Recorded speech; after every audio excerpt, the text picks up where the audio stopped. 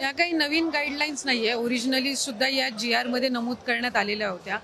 KYC साधारणपणे महा-DBT पोर्टलवर ज्या ज्या काही स्कीम्स राबवल्या जातात त्या सगळ्यांना KYC ही प्रक्रिया फॉलो केली जात असते। साधारणपणे 91 अशा योजना आहेत ज्याच्यामध्ये KYC हे त्या ठिकाणी रूटीन ही प्रोसिजर आहे आणि तीच लाडकी बहीणमध्ये पण आहे। फक्त KYC राबवत असताना आपल्याला UDI चे अधिकृतता घ्यावी लागते, ऑथरायझेशन घ्यावं लागतं आणि त्याच्यासाठी साधारणपणे 118 बाबींची पूर्तता करावी लागते आणि या बाबींची पूर्तता केल्यानंतर ते ऑथरायझेशन आपल्याला मिळत असतं आणि या संपूर्ण ऑथरायझेशनला साधारणपणे 8 ते 9 महिन्याचा कालावधी लागत असतो। त्याच्यामुळे आम्ही ऑथरायझेशन मिळण्यासाठीची प्रक्रिया ही 8-9 महिन्यांपासून सुरू केली आणि ती मिळाल्यानंतर आम्ही KYC ची प्रक्रिया ही सुरू केलेली आहे। KYC मुळे ज्या लाभार्थी आहेत त्यांना अधिकचा फायदा होणार आहे, कारण त्यांचं KYC ऑथरायझेशन झालं की त्यांना नियमित लाभ मिळणार आहे।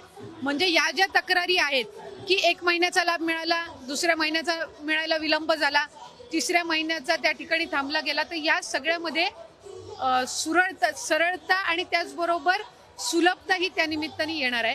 त्याच्यामुळे या 2-3 महिन्याच्या कालावधीमध्ये जे लाभार्थी आहेत त्यांनी KYC करून घेणं आहे आणि याच्यातून त्यांना फक्त लाडकी बहीण योजनाच नाही तर शासनाच्या वेगवेगळ्या ज्या योजना आहेत ह्याचा सुद्धा पुढच्या कालावधीमध्ये लाभ होण्याच्या दृष्टिकोनातून हे महत्त्वपूर्ण आहे। ही योजना जी आहे ही महिलांमध्ये, लाडक्या बहिणींमध्ये अतिशय प्रिय, लोकप्रिय आहे। महिलांना त्याचा लाभ मिळतोय। कुठेही आम्ही याच्यामध्ये लाडकी बहिणीची संख्या कमी करण्याचा प्रयत्न नाहीये। मी म्हटल्याप्रमाणे KYC तून महिलांना रेग्युलरली नियमितपणाने लाभ देण्यामध्ये, म्हणजे ज्या लाभार्थी महिला आहेत त्यांना लाभ मिळण्यामध्ये आणखीन सुलभता येणार आहे आणि या व्यतिरिक्त पुढे सुद्धा शासनाच्या ज्या वेगवेगळ्या योजना निघतील, एकदा त्यांचं KYC झालेलं असेल की पुढच्या काही योजनांसाठी सुद्धा त्यांना ॲडिशनल काही प्रोसिजर्स कराव्या लागणार नाही। मला आपल्या माध्यमातून आणखीन एक गोष्ट लाडक्या बहिणींच्या आणि राज्याच्या जनतेच्या समोर पण आणायची आहे।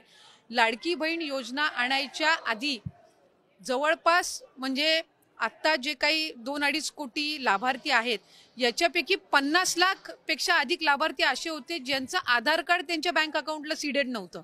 ते या लाडकी बहीण योजनेच्या माध्यमातून झालं। 50 लाख पेक्षा अधिक लाभार्थ्यांचे आधार कार्ड हे त्यांच्या बँक खात्यासोबत सीडेड झाले, म्हणजे त्यांच्यासोबत लिंक झाले।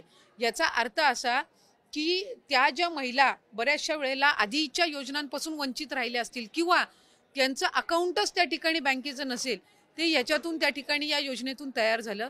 अशा बऱ्याचशा योजना महिला आहेत ज्यांच्या बँकच्या खात्यामध्ये फक्त 50-100 रुपये होते, पण आज दर महिन्याला त्यांच्या बँकच्या खात्यामध्ये या लाडकी बहीण योजनेतून 1500चा लाभ हा वितरित होत असतो। KYC बंधनकारक असेल प्रत्येक लाभार्थ्याला 100% आणि त्याचा आम्ही सगळ्यांना कालावधी दिलेला आहे आणि तो कालावधी साधारणपणे 2-3 महिन्याचा असणार आहे, कारण त्यांना तेवढा कालावधी लागणार।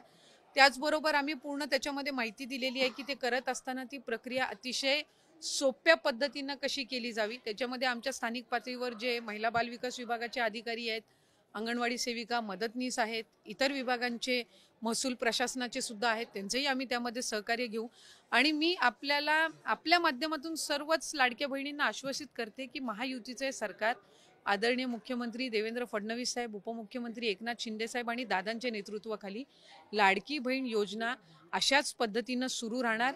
पात्र महिलांवर कुठल्याही पद्धतीचा अन्याय होणार नाही हे विभाग म्हणून आम्ही दक्षता घेत आलेलो आहोत आणि ती पुढेही घेत राहू।